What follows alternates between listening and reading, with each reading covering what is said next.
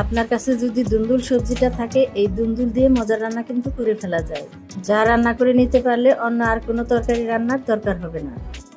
প্রথমে কিছু দুন্দুল নিয়ে উপর থেকে পিলারের সাহায্যে ছিলকা ফেলে নিচ্ছি। আপনাদের জেলায় দুন্দুলকে আর অন্য কি নাম বলা হয় কমেন্ট করে জানাতে ভুলবেন না। কেটে নেওয়ার পর পানি দিয়ে ভালো মতো ধুয়ে মাঝারি সাইজ করে কেটে নিতে হবে।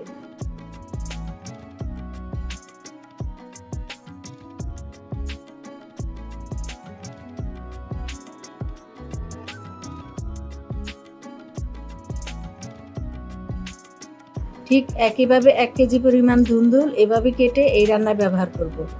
এবার একটা প্যানে 2 টেবিল চামচ তেল দিয়ে দিচ্ছি হাফ চা চামচ হলুদ গুঁড়া। হলুদ গুঁড়া দেওয়ার পর হালকা করে নেড়ে দিয়ে দিচ্ছি আস্ত চিংড়ি মাছ। চিংড়ি মাছ দিয়ে হালকা করে নেড়ে উঠিয়ে ফেলবো।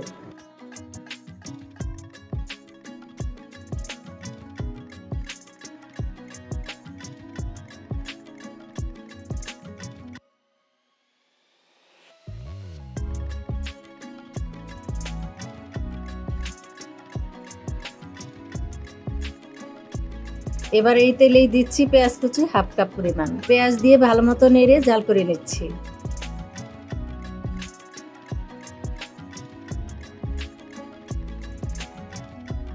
পেঁয়াজ নরম হয়ে আসলে দিচ্ছি রসুন বাটা আর আদা বাটা 1 চা চামচ করে। হাফ চা চামচ হলুদ গুঁড়া দিচ্ছি, ধনিয়া গুঁড়া দিচ্ছি, জিরা গুঁড়া দিচ্ছি, সব হাফ চা চামচ করে দিলাম। এরপর লাল মরিচ গুঁড়া দিচ্ছি 1 চা চামচ আর স্বাদ মতো লবণ। এবার মশলাটা জাল করে কষিয়ে নিচ্ছি। সামান্য একটু পানি দিয়ে দিচ্ছি যাতে কাঁচা ভাবটা না থাকে। মশলা ভালো মতো কষানো হয়ে গেলে এরকম রং হয়ে আসবে। এরপর এখানে দিচ্ছি কাঁচামরিচ ফালি 3 থেকে 4টা। আবার নেড়ে জাল করে দিয়ে দিব কেটে রাখা দুন্দুল। আলাদা করে পানি দেওয়ার দরকার হবে না, দুন্দুল থেকেই অনেক পানি বের হয়ে আসবে। ভালো মতো জাল করে নিচ্ছি।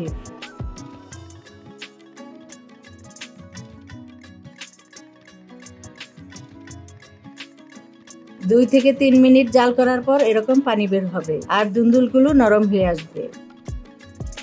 এই পর্যায়ে দিয়ে দিচ্ছি ভেজে রাখা চিংড়ি মাছগুলো। চিংড়ি মাছ দিয়ে ভালো মতো নেড়ে জাল করে নিচ্ছি।